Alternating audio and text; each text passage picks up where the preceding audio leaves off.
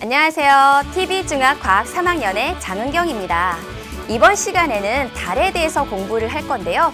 특히 달은 어떠한 특징이 있는지 그리고 달의 움직임에 따라 어떻게 모양이 변하는지에 대해서 살펴보도록 하겠습니다. 여러분들의 교재는 92쪽이고요. 준비되셨으면 시작해 볼까요?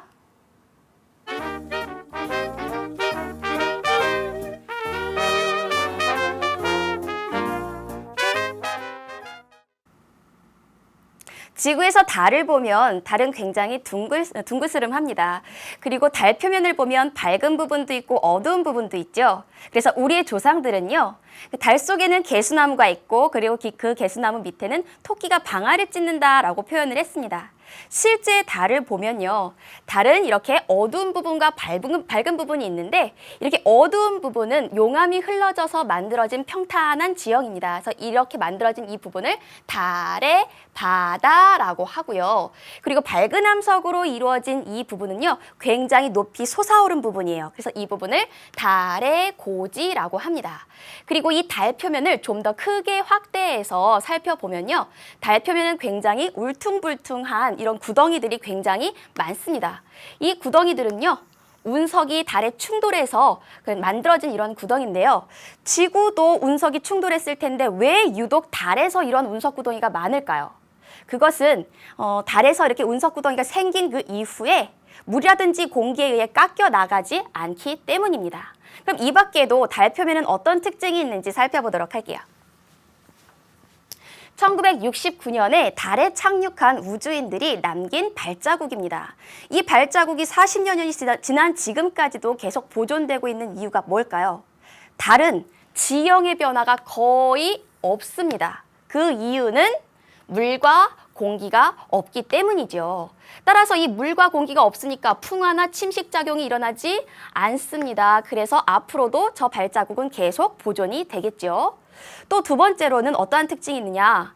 낮과 밤의 일교차가 매우 큽니다. 이건 왜 그럴까요? 이것도 마찬가지로 공기가 없기 때문에 이러한 현상이 가능한 거죠. 세 번째로는요. 비가 오거나 천둥, 번개 치는 이런 기상현상들이 일어나지 않습니다. 그럼 지구에선 왜 기상현상이 일어나나요? 공기가 있고 그리고 공기 속에 수증기를 포함하고 있기 때문에 비 오거나 눈 오는 이런 기상현상이 일어날 수 있죠. 근데 달에서 이런 기상현상이 일어나지 않는 이유는 물과 공기가 없기 때문입니다. 그럼 이 밖에도 다른 어떤 물리적인 특징이 있는지 살펴볼게요. 달은 지구처럼 스스로 빛을 낼 수 없는 천체예요. 그래서 태양빛을 받은 부분, 태양빛을 받아서 반사하는 부분만 우리 눈에 밝게 이렇게 보이게 되겠죠. 그리고 달의 지름은요, 지구의 지름에 비해 약 4분의 1배로 굉장히 작다고 해요. 그리고 달은 지구보다 질량이 80분의 1배로 굉장히 질량이 작네요. 그러면 질량이 이렇게 작다면 이 질량이 작은 달은 지구에 비해서 훨씬 더 당기는 힘, 중력의 크기도 작겠죠. 따라서 달의 중력은 지구 중력의 약 6분의 1배입니다. 이거 우리 중학교 1학년 중력 단원에서 아마 배웠을 거예요. 그럼 선생님 퀴즈 하나 낼게요. 지구에서 몸무게가 60kg 힘인 사람이 있다. 이 사람이 달에 가서 몸무게를 잰다면 몸무게는 얼마일까요?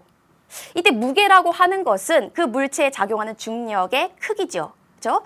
지구에서 60만큼의 중력을 받은 사람이 달에 간다면 달에서의 중력은 지구에서의 중력의 6분의 1이죠. 따라서 달에서의 무게는 10kg 힘이 될 겁니다. 그럼 이제부터는요, 달의 크기를 우리 한번 측정해 보도록 할게요. 달의 크기를 측정하기 위해서는 두 가지가 필요합니다. 하나는 동전, 그리고 다른 하나는 자가 필요한데요. 그럼 우선 동전의 지름을 잽니다. 동전의 이 끝에서부터 끝까지의 이 지름을 소문자 D라고 쓸게요. 이 동전을 지름을 재고 나서 이 동전을 가지고 멀리 또는 가까이, 눈에서부터 멀리 가까이 이렇게 움직입니다. 그러다 보면 어느 순간 이 동전의 크기가 달의 크기와 딱 맞아 떨어지는 그 시점이 있을 거예요. 그럼 그 시점에서 이 동전과 눈까지의 거리를 잽니다. 이 거리를 소문자 L이라고 쓸게요. 그 다음에 지구에서부터 달까지의 거리는 우리가 잴 수가 없죠. 그래서 이것은 인터넷을 이용해서 조사를 합니다. 그래서 지구에서부터 이 달까지의 거리를 대문자 L이라고 쓸게요. 그리고 이 실제 지구에서부터 달까지의 거리는요, 약 38만 킬로미터 정도 된다고 해요. 그러면 이것을 가지고 어떻게 달의 크기를 측정할 수 있을까요? 그 다음 볼까요? 우리가 알고 싶은 것은 달의 크기예요. 특히 달의 끝에서부터 끝까지 이 지름을 알고 싶어 합니다. 이 지름을 우리가 대문자 D라고 놓을게요. 그럼 이제부터 이 그림을 유심히 뚫어져라 한번 살펴보세요. 이 안에 수학적인 원리가 있습니다. 작은 삼각형도 있고요. 큰 삼각형도 있죠. 그렇죠? 근데 이때 이 작은 삼각형과 큰 삼각형은 요 가운데 있는 각을 공통으로 쓰고 있고요. 그리고 요 각과 요 각, 그리고 이 각과 이 각의 크기가 같습니다. 이렇게 세 각의 크기가 같은 이러한 두 삼각형을 우리는 닮은 꼴이라고 하죠. 닮은 꼴. 그럼 닮은 꼴에 있는 이 두 삼각형은 어떤 특징이 있나요? 각각 대립하는 이 변들의 길이가 일정하다는 거죠. 그래서 이것을 가지고 닮은 비를 이용해서 우리가 비례식을 적용을 하면 이때 이 달의 지름을 구할 수가 있습니다. 한번 생각을 해볼게요. 작은 삼각형에서 이 밑변에 해당하는 동전의 지름은 큰 삼각형에서 밑변에 해당하는 달의 지름과 비례하고, 그리고 이것은 이 작은 삼각형의 높이에 해당하는 동전까지의 거리이되 큰 삼각형에서 높이에 해당하는 달까지의 거리와 비례하겠죠. 그럼 이것을 우리가 정리를 해볼게요.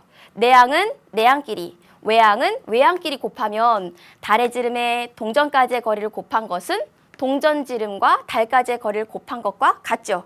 이 중에서 우리가 알고 싶은 것은 이 달의 지름입니다. 그러면 이것만 남겨놓고 동전까지의 거리를 이항하면 따라서 달의 지름은 어떻게 구한다? 동전까지의 거리 분의 달까지 거리 곱하기 동전의 지름, 이렇게 해서 구할 수가 있습니다. 그럼 다시 정리할게요. 여기에서 우리가 직접 측정한 건 뭔가요? 동전까지의 거리, 그리고 동전의 지름, 이것은 우리가 직접 측정을 했죠. 그리고 달까지의 거리는 우리가 조사해서 알아냈습니다. 그래서 이 세 가지의 정보를 알면 달의 지름을 구할 수 있겠네요. 그럼 지금까지 배운 내용으로 문제 점검을 해보도록 할게요. 99쪽 17번입니다. 달에 대한 설명으로 옳지 않은 것은 1번, 달의 중력은 지구의 6배나 크다? 이게 잘못됐네요. 달의 중력은 지구 중력의 6분의 1배로 중력이 굉장히 작습니다. 왜? 지구보다 질량이 작은 그런 천체이기 때문이죠. 1번에 바로 답이 나왔네요. 그래도 아래 보기 봅시다. 2번, 낮과 밤의 기온 차이가 매우 크다? 네, 다른 일교차가 매우 큽니다. 왜? 대기가 없기 때문이죠. 다음 3번, 달의 지름은 지구 지름의 약 4분의 1이다. 네, 달은 지구보다 크기가 작지요. 다음 4번, 달 표면에는 많은 운석 구덩이가 있다. 그렇죠. 풍화 침식이 일어나지 않기 때문에 구덩이가 그대로 남아 있습니다. 5번, 달 표면의 어두운 부분을 우리가 바다라고 하죠. 그리고 밝은 부분을 고지라고 합니다. 따라서 정답은 1번이 되겠습니다. 다음 문제 볼까요? 달의 크기를 측정하는 문제입니다. 99쪽 18번. 위 실험에서 직접 측정해야 하는 값을 보기에서 있는 대로 고른 것은, 그럼 보기를 보면서 하나씩 따져볼게요. 첫 번째, 달의 지름. 이것은 우리가 알아내야 할 값이죠. 직접 측정할 수는 없습니다. 그래서 기억 틀리고요. 니은, 동전의 둘레.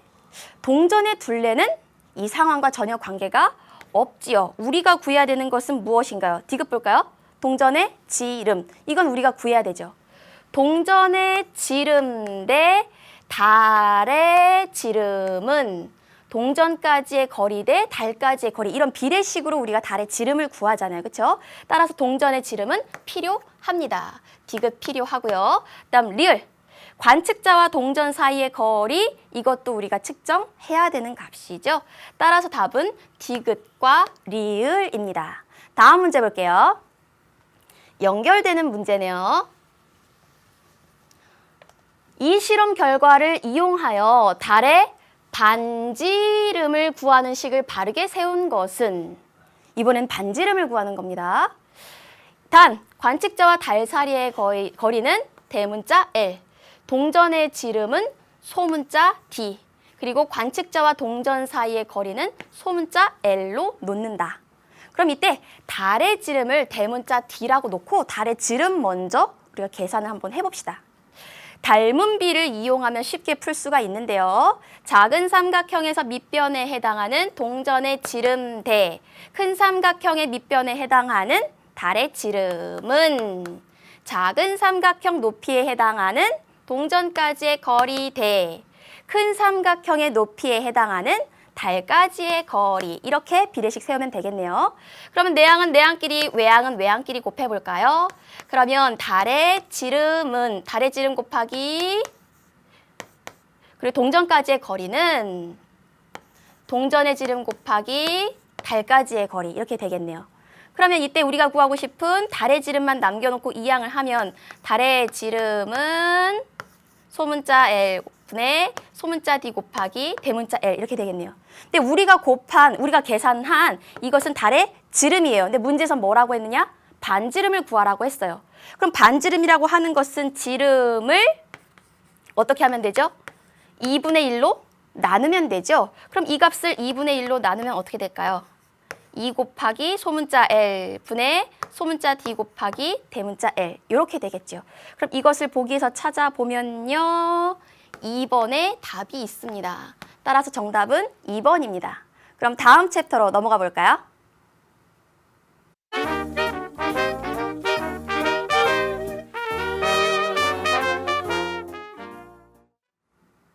이제부터는 달의 움직임에 따라서 어떠한 변화가 일어나는지 살펴보도록 할게요. 달도 지구처럼 스스로 자전을 하기도 하고, 그리고 다른 행성, 특히 지구를 중심으로 공전을 하기도 합니다. 이 달의 공전과 자전 중에서 우리 공전 먼저 살펴보도록 할게요. 달이 지구를 중심으로 한 달에 한 바퀴씩 도는 현상을 우리가 달의 공전이라고 하는데요. 이때 한 달이라는 시간은 우리가 알고 있는 음력 한 달과는 약간 차이가 있죠. 약 27.3일입니다. 27.3일 동안 한 바퀴 360도를 회전을 하는데요. 그렇다면 하루 동안은 몇 도씩 회전을 할까요? 우리 비례식으로 한번 계산을 해볼게요. 27.3일 동안 360도를 회전을 한다면 하루 동안 공전하는 각도는 약 13도라는 것을 알 수가 있어요. 즉 하루에 13도씩 공전을 하죠. 이때 공전하는 방향을 보면요, 북쪽 우주에서 내려다 봤을 때 반시계 방향으로 공전을 합니다. 이렇게 북쪽 우주에서 내려다 봤을 때 반시계 방향으로 공전할 때 우리는 서에서 동으로 움직인다라고 설명을 했었죠. 그럼 이렇게 달이 지구를 중심으로 공전을 하면서 어떠한 변화가 일어날지 그 다음 그림으로 한번 살펴볼게요. 달이 지구를 중심으로 공전을 하면서 지구에서 관찰했을 때 달의 모양은 조금씩 변하게 됩니다. 그리고 달의 위치도 변하게 되는데요. 달도 태양처럼 매일 뜨고 지고를 반복을 하죠. 근데 지구에서 봤을 때 이 달은요, 굉장히 밝은 천체이지만 태양에 비해서는 굉장히 어두운 천체예요. 그래서 달이 떠 있는 동안 태양과 같이 떠 있게 된다면 달의 모습은 거의 볼 수가 없지요. 그래서 우리는 달을 언제 주로 관찰을 하느냐? 태양이 지고 난 직후부터 태양이 다시 떠오르기 직전까지 우리가 달을 관찰할 수 있어요. 그럼 여기 그림을 볼게요. 이 그림은요, 매일 저녁 같은 시각에 관찰되는 달의 위치예요. 매일 저녁 해가 지고 난 직후인데요. 해가 지고 났다라고 했으면 해는 이미 서쪽으로 이미 진 상태겠죠. 서쪽 땅 속으로 들어간 상태일 거예요. 그럼 음력 1일에는 어떠한 달을 관찰할 수 있느냐? 음력 1일에는 달의 모양을 거의 관찰할 수가 없어요. 그래서 여기선 음력 1일경에 달의 모습이 그려져 있지 않죠. 음력 2일경에는요, 이 초저녁에 서쪽 하늘에서 오른쪽의 일부만 보이는 초승달을 관찰을 할 수가 있어요. 근데 이 초승달은 조만간 서쪽 하늘로 금세 져버리고 말겠죠. 시간이 지나서 음력 3일, 4일, 5일, 음력 7, 8일쯤 되면요, 태양이 지고 난 바로 직후에 남쪽 하늘에서 오른쪽 반달을 볼 수 있어요. 이러한 달을 우리는 상현달이라고 합니다. 그리고 시간이 점점 지나서 음력 15일쯤 되면요. 해가 지고 난 직후에 동쪽 하늘에서 이렇게 보름달 모양을 관찰할 수가 있어요. 이때 이 보름달은 해가 지고 난 직후에서부터 해가 뜨기 직전까지 밤새도록 관찰할 수 있겠네요. 이렇게 매일 똑같은 시간에 달을 관찰을 해보면요. 달이 뜨고 지고를 반복을 하면서 점점 달의 위치가 서에서 동쪽으로 치우쳐지는 것을 알 수가 있어요. 이렇게 달의 위치가 조금씩 이동을 할 뿐만 아니라 모양도 볼게요. 모양을 보면 달이 초승달에서부터 점점점 밝은 면적이 늘어나서 상현달, 그리고 보름달, 그 이후에는 하현달, 그리고 금음달, 다시 달이 안 보이는 이러한 식으로 달의 모양은 한 달을 주기로 매일마다 조금씩 변해갑니다. 그럼 왜 이렇게 달의 모양과 위치가 변하게 될까요? 그것은 우리가 공간에서, 우주 공간에서 생각을 해봐야 되는데요. 지구는 태양을 중심으로 공전을 하고요. 달은 이러한 지구를 중심으로 또 공전을 하게 됩니다. 그럼 이 달은 태양빛을 받아서 반사를 하는데 이렇게 서로 공전을 하다 보면 달과 지구, 태양의 위치가 계속 바뀌게 되겠죠. 그래서 지구에서 관찰했을 때 달의 밝은 면적이 늘어나기도 하고 줄어들기도 하게 됩니다. 그래서 달의 모양이 변하게 되는데요. 공간으로 나타낸 사진으로 다시 한번 설명을 해볼게요. 지금 태양이 이쪽에 있습니다. 여기 굉장히 밝은 태양이 있는데 굉장히 멀리 있지만 가까이 가지고 왔다고 가정을 할게요. 그리고 가운데 지구를 중심으로 달이 서에서 동으로 이렇게 공전을 하게 되는데요. 달이 각각의 위치에 있을 때 지구에서 관찰한 달의 모습을 한번 생각을 해 볼게요. 달이 어느 쪽에 있던지 태양을 받는 반은 밝고 반은 어둡겠죠? 그럼 선생님이 달의 각 위치에서 밝은 면적과 어두운 면적을 먼저 색칠을 해볼게요. 그럼 달이 이쪽에 있을 때에는 태양 쪽을 향한 이쪽은 밝고 나머지 반은 어둡겠죠? 그럼 이 경우도 마찬가지입니다. 태양을 향한 쪽 반은 밝고 반은 어둡겠죠? 여기도 마찬가지로 태양을 향한 쪽은 밝고 반대는 어둡고 태양을 향한 쪽은 밝고 태양을 향한 쪽, 태양을 향한 쪽, 태양을 향한 쪽, 태양을 향한 쪽은 밝게 됩니다. 즉 선생님 지금 빗금으로 친 부분은 태양빛을 받아서 달이 밝은 부분이에요. 그럼 이제부터 지구 안에서 각 달의 모양을 한번 살펴봅시다. 첫 번째, 달, 지구, 태양의 위치가 이렇게 0도를 이룰 때, 이때 먼저 살펴볼게요. 그러면 이때 지구 안의 관측자가 이 달을 관찰한다라고 생각을 해봅시다. 달이 잘 보일까요? 우선 태양빛이 너무 밝아서 달을 관찰하기 어려울 뿐만 아니라 지금 지구를 향한 달의 반이 어두운 면적이에요. 그래서 지구에서는 이 달을 관찰할 수 없죠. 이렇게 달이 아무것도 보이지 않는 이러한 상태의 모양을 우리는 삭이라고 합니다. 그러면 달이 조금 더 공전을 해서 이 위치에 왔을 때 한번 생각을 해봅시다. 이때 지구 안에서 이 달을 관찰하면요. 지구에서는 지구를 향한 면 반만 관찰을 할 수가 있어요. 그렇죠?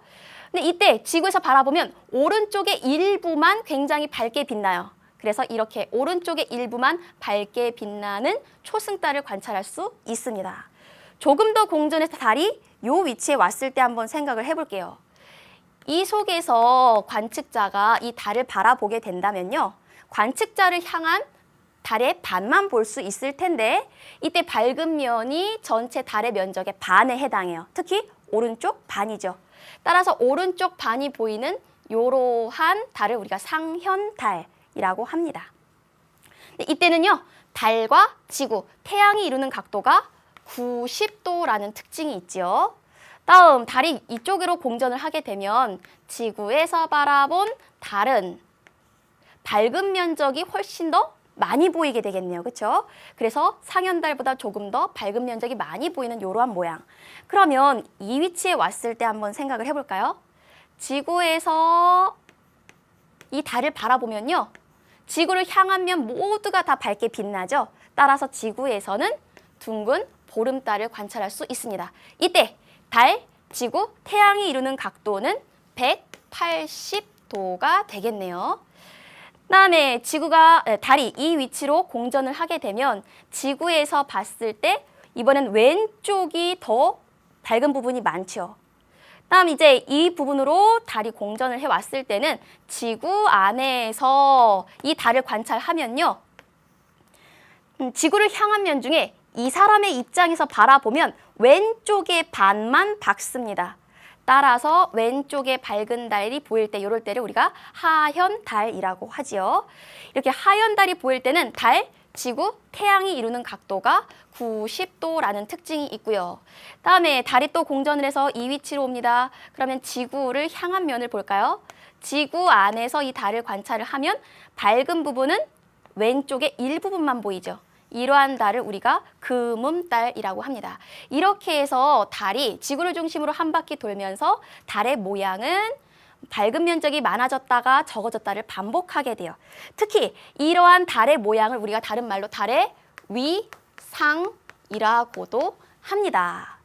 그러면 이제부터 이 달이 한 바퀴 도는 동안 얼마나 시간이 걸리는지 시간에 대한 이야기를 좀 해보도록 할게요.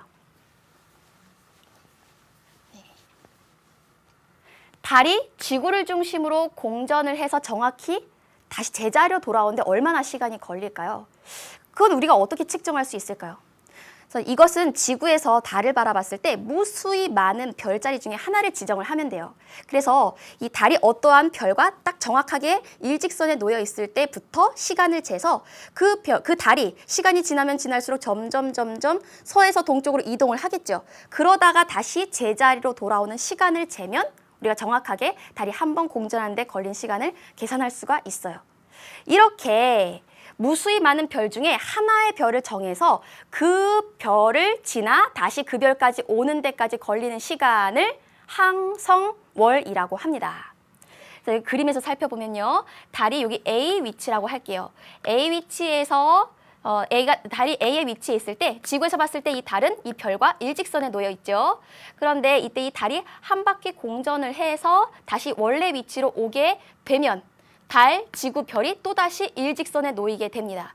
이렇게 A 위치에서 이 위치를 B라고 한다면 A에서 B로 이동할 때 걸린 시간을 우리는 항성월이라고 합니다. 이 항성월을 표현을 했을 때 여기 우리 친구들이 궁금해하는 점이 하나가 있어요. 지구와 달이 지금 여기서부터 이만큼 이동을 했는데 이때 이 별과 이 별이 왜 같은 별일까요? 라는 질문이에요.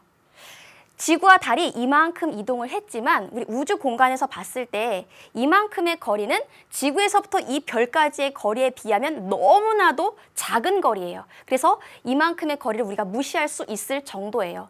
따라서 굉장히 멀리에 있는 이 별빛은 이때나 같은 별빛을 본다라고 가정을 할 수가 있습니다. 그래서 달이 정확하게 한 바퀴 돌았을 때, 한 바퀴 돌고 제자리에 왔을 때 이때의 시간을 우리가 항성월이라 하고 날짜로 계산을 해보면 27.31에 해당합니다. 이것이 실제 달의 공전 주기이고요. 그 다음에 이제 달의 위상에 대해서 한번 생각을 해볼게요. 달이 A 위치에 있을 때는 달, 지구, 태양이 정확하게 180도를 이루고 있죠. 그럼 이때 이 달의 위상은 망이 되겠죠. 그렇죠? 그런데 달이 한 바퀴 정확하게 공전을 해서 B 위치로 왔더니 B 위치에선 망인가요? 달, 지구, 태양이 이루는 각도가 180도가 아니죠. 이때는 아직 망이 되기 전입니다. 그럼 그 다음 보름달을 보기 위해서는 어떻게 해야 되느냐? 조금 더 기다려야 돼요. 조금 더 기다려서 달이 더 이동을 해서 달, 지구, 태양이 정확하게 일치를 하면 이때는 우리가 망을 관찰할 수가 있죠. 이 위치를 우리가 C라고 하겠습니다. 이렇게 망에서부터 그 다음 망까지 A에서부터 C까지 이동하는 데 걸리는 시간을 우리는 상망월이라고 합니다. 그래서 이 상망월은요. 망에서 망까지 또는 사에서 사까지 이동하는 데 걸린 시간을 의미하고요. 약 29.51에 해당합니다. 이 29.51은요. 우리가 음력 한 달이라고 부르는 그 시간이라고 생각하시면 돼요. 그래서 달이 한 바퀴 공전하는 데 걸린 시간과 그리고 음력 한 달은 같지 않습니다. 약 얼마 정도 차이가 나나요? 그 다음 볼까요? 망에서 망까지 걸리는 시간 그리고 달이 한 바퀴 공전하는 데 걸리는 시간 이 두 시간은 2.21의 차이가 생겨요. 왜 이러한 일이 생겼을까요? 그것은 달이 지구 주위를 공전하는 동안 지구도 태양을 중심으로 공전했기 때문에 이러한 일이 생기게 됩니다. 그래서 이 내용 꼭 알아두시고요. 상망월과 항성월의 차이가 생기는 이유 꼭 알아두시고 그럼 그 다음 상황으로 넘어갈게요. 그럼 이제부터 우리 달의 자전에 대한 이야기를 해봅시다. 근데 달의 자전을 알기 위해선 달 표면을 유심히 우리가 관찰할 필요가 있어요. 여기 달의 표면 모습을 볼게요. 달의 표면을 보니까 초승달 모양에서 점점점 보름달 모양을 지나 점점점 금음달 모양으로 달의 위상이 변하고 있네요. 이런 위상이 변하는 동안 표면 무늬를 잘 볼게요. 달의 표면에는 밝은 부분인 고지와 어두운 부분인 바다가 있죠. 근데 이 표면 무늬를 보니까 이 표면 무늬들을 보세요. 표면 무늬들이 변하지 않죠. 다시 말하면 지구에서 바라볼 때 달은 항상 우리가 한 면만 볼 수 있다는 겁니다. 그럼 왜 이러한 일이 생길까요? 그것은 달이 한 번 자전하는 동안 한 번 공전하기 때문입니다. 그래서 우리가 지구에서 달을 봤을 때 항상 우리는 죽을 때까지 달의 한 면만 볼 수 있어요. 이 상황이 잘 이해 안 될 수 있으니까 그 다음 모형으로 설명을 해볼게요. 지금 왼쪽의 그림을 보면요. 달에 커다란 깃발을 꽂아놨어요. 근데 이 깃발의 위치를 보면 달이 공전은 하지만 깃발이 왼쪽이나 오른쪽으로 움직이지 않았죠.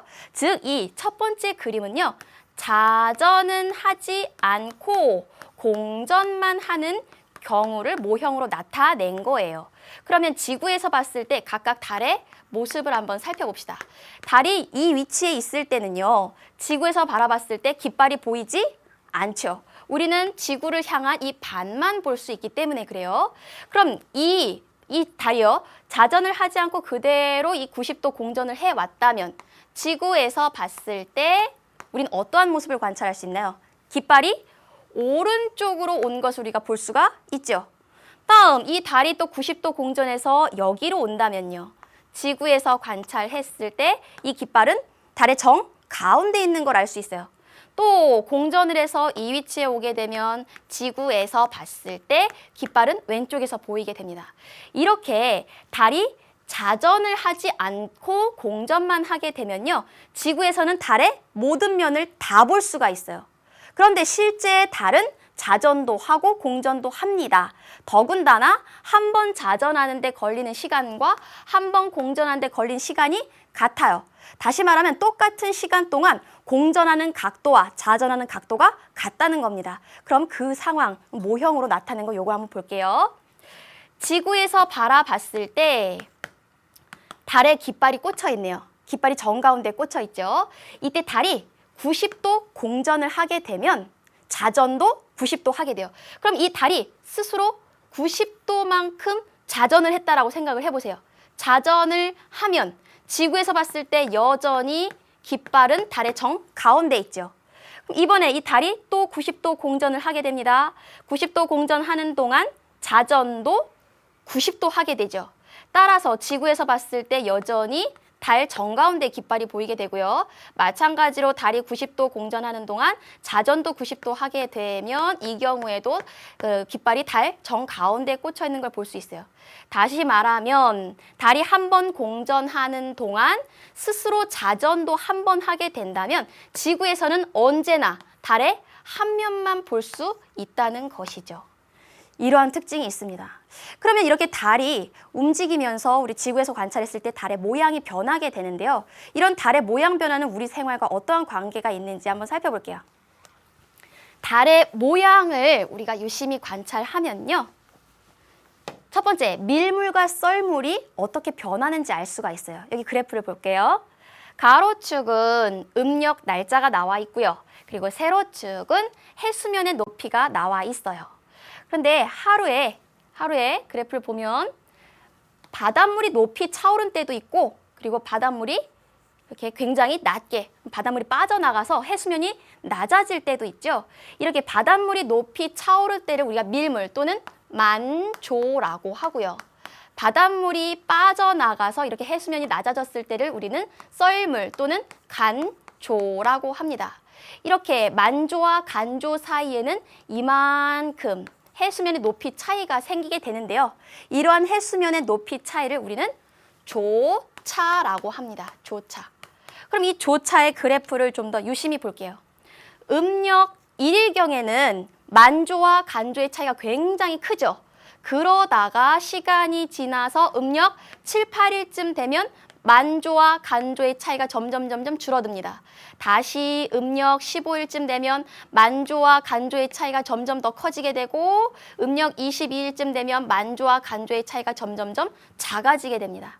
이렇게 만조와 간조의 차이가 굉장히 큰 이러한 때를 우리는 사리라고 하고요. 만조와 간조의 차이가 이렇게 작은 때를 우리는 조금이라고 합니다. 이렇게 사리와 조금이 계속 반복돼서 일어나는데요. 그럼 언제 사리, 언제 조금 이런 현상들이 일어날까요? 그 위에 달의 모양을 한번 보도록 할게요. 음력 1일은 달이 보이지 않는 달의 위상이 사귄 때죠. 그렇죠? 이때는 사리 현상이 일어나고요. 또 음력 15일, 지구에서 봤을 때는 달의 위상이 망이죠. 이러한 경우에도 사리 현상이 일어납니다. 그럼 이 둘의 공통점은 뭔가요? 삭과 망의 공통점. 삭은 달, 지구, 태양이 이루는 각도가 0도죠. 또 망일 때는 달, 지구, 태양이 이루는 각도가 180도죠. 즉 태양, 달, 지구가 일직선에 놓이게 될 때는 만조와 간조의 차이, 이 조차가 굉장히 커서 사리 현상이 일어나게 됩니다. 그럼 정반대 조금 현상이 일어나는 경우를 살펴볼까요? 조금 현상이 일어날 때는 음력 7, 8일경, 지구에서 봤을 때는 상현의 위상을 관찰할 수 있고요. 또 음력 22일경, 지구에서 봤을 때 하현의 위상을 관찰할 수 있을 때입니다. 그럼 상현과 하현의 공통점은 뭔가요? 달, 지구, 태양이 이루는 각도가 90도라는 거죠. 이러한 경우에는 만조와 간조의 차이가 작은 조금 현상을 관찰할 수 있습니다. 그래서요, 우리가 갯벌에서 조개를 캐거나 바다에서 고기를 잡으러 나갈 때 이러한 정보들이 굉장히 유용하게 쓰일 수가 있어요. 특히 사리인 경우에는 밀물이 많이 차오르기도 하지만 그만큼 썰물이 많이 빠져나가기도 하죠. 그럼 갯벌은 굉장히 넓어질 거예요. 그 넓은 면적에서 우리가 조개를 캘 수 있겠죠. 굉장히 유용한 정보라고 할 수 있겠어요. 또 조력 발전에 이 밀물과 썰물의 힘을 이용해서 전기를 얻을 수 있죠. 그래서 조력 발전을 통해 우리가 전기를 얻을 수 있고요. 세 번째, 달과 관련된 세시 풍속이 있습니다. 그럼 우리의 명절을 한번 생각을 해볼게요. 가장 큰 명절 중에 하나인 설날 한번 생각해 봅시다. 음력 1월 1일이죠. 음력 1월 1일에는 우리가 달을 보고 소원을 빌까요? 달이 보이지 않죠. 왜? 사계 위상을 관찰할 수 있는 때죠. 따라서 이때는 달을 보고 소원을 비는 그런 풍속은 없어요. 대신 정월대보름인 음력 1월 15일 그리고 추석인 음력 8월 15일에는 보름달이 뜨죠. 망의 위상을 우리가 관찰할 수 있죠. 따라서 이때는 달을 보면서 우리가 소원을 비는 그런 풍속이 있습니다. 그러면 이런 달의 운동에 의해 나타나는 일식과 월식의 현상에 대해서 살펴보고 그리고 문제를 풀도록 할게요. 달이 지구 주위를 공전하다가 태양, 달, 지구가 이렇게 정확하게 일직선에 놓이게 되면 지구에서 봤을 때 이 달 때문에 태양이 가려져서 보이지 않게 됩니다. 그러한 현상을 우리가 태양이 가려지는 현상이다라고 해서 일식이라고 해요. 그래서 이 일식이 일어날 때는 정확하게 태양, 달, 지구가 일직선에 놓이게 됩니다. 그럼 이때 달의 위상은 뭘까요? 달, 지구, 태양이 이루는 각도가 0도이기 때문에 이때 달의 위상은 삭이라고 할 수 있겠어요. 이때 달이 만드는 그림자 중에 진한 부분과 연한 부분이 있는데 이 진한 부분을 본 그림자라고 하고요. 이 본 그림자 속에서 태양을 바라봤을 때는 태양이 달 때문에 거의 보이지 않아요. 그런 현상을 개기일식이라고 하죠. 그리고 이 주변에 굉장히 연한 그림자, 반그림자가 있는데 반그림자 속에서 태양을 바라보게 되면요. 달 때문에 태양의 일부가 가려져요. 그러한 현상을 우리가 부분일식이라고 합니다. 그럼 그 다음 월식 현상을 살펴볼게요. 월식이라고 하는 것은요. 이름 그대로 달이 가려지는 현상이에요. 그럼 달이 왜 가려질까요? 달이 지구 주위를 공전을 하다가 태양, 지구, 달 이렇게 정확하게 일직선에 놓이게 되면요. 지구의 그림자 때문에 달이 보이지 않게 됩니다. 이러한 현상을 우리가 월식이라고 하는데 이때 달의 위상을 한번 생각을 해볼게요. 달, 지구, 태양이 이루는 각도가 180도죠. 따라서 이때 달의 위상은 망이라고 할 수 있습니다. 그리고요, 이때 지구가 만드는 그림자 중에 굉장히 진한 그림자가 있어요. 이 진한 그림자를 우리가 본 그림자라고 하는데요. 이 본 그림자 안에 달이 쏙 들어갔을 때를 개기월식, 그리고 이 본 그림자의 일부에 달이 들어갔을 때를 부분월식이라고 합니다. 그러면 삭과 망은 매달 반복이 되잖아요. 그럼 매달 일식과 월식을 관찰할 수 있을까요? 그건 아니죠. 일식과 월식은 굉장히 드문 현상이죠. 그럼 왜 일식과 월식은 매달 반복되지 않을까요? 그 이유는요, 태양을 중심으로 지구가 공전하는 이 지구 공전 궤도면과 지구를 중심으로 달이 공전하는 이 달의 공전 궤도면이 5도 정도 차이가 나기 때문에 그래요. 그래서 이 달과 지구와 태양이 정확하게 일직선에 놓이기는 정말 쉽지 않은 일입니다. 그럼 지금까지 배운 내용 문제로 점검해 보도록 할게요. 교재 99쪽 20번입니다. 그림은 지구 주위를 공전하는 달의 모습을 나타낸 것이다. 달이 A 위치에 있을 때 지구에서 관측되는 달의 모양은, 지금 태양이 이쪽에 있네요. 그렇죠? 태양, 지구, 달이 이루는 각도가 90도입니다. 그럼 지구에서 관측자를 세워서 이 관측자의 입장에서 이 달을 한번 바라봅시다. 달도 태양빛을 받는 쪽 반은 밝고요. 나머지 반은 어두울 거예요. 그럼 지구에서는 지구를 향하면 반만 관측을 할 수가 있죠. 그럼 관측자의 입장에서 바라본 이 달의 표면은요, 왼쪽은 밝고 오른쪽은 어둡습니다. 따라서 우리는 이때 왼쪽 반달, 하얀 달을 볼 수 있는 거죠. 그럼 보기에서 하얀 달 한번 찾아볼까요? 하얀 달은 어디에 있나요? 바로 왼쪽 반달, 4번이 되겠습니다. 그래서 정답은 4번입니다. 그럼 다음 문제 보도록 할게요. 99쪽 21번입니다. 그림은 지구와 달이 공전하는 모습을 나타낸 것이다. 달이 A 위치에서 B 위치까지 오는데 걸린 시간을 가라고 하고, A 위치에서부터 C 위치까지 오는데 걸리는 시간을 나라고 했을 때 가와 나를 각각 무엇이라고 하는지 쓰시오. 그러면 A부터 볼게요. A 위치에서 달이 지구를 중심으로 한 바퀴 돌아서 다시 B 위치까지 오게 되면요, 굉장히 멀리 있었던 이 별과 일치하고 그 다음 한 바퀴 돌아서 다시 한번 일치하게 되죠. 이렇게 별을 기준으로 달이 정확하게 한 바퀴 돌았을 때 이 시간을 우리가 뭐라고 하느냐? 항성월이라고 하죠. 항성월. 약 27.3일에 해당하고요. 다음, 달이 A 위치에 있을 때는 달, 지구, 태양이 정확하게 일직선에 놓이게 되죠.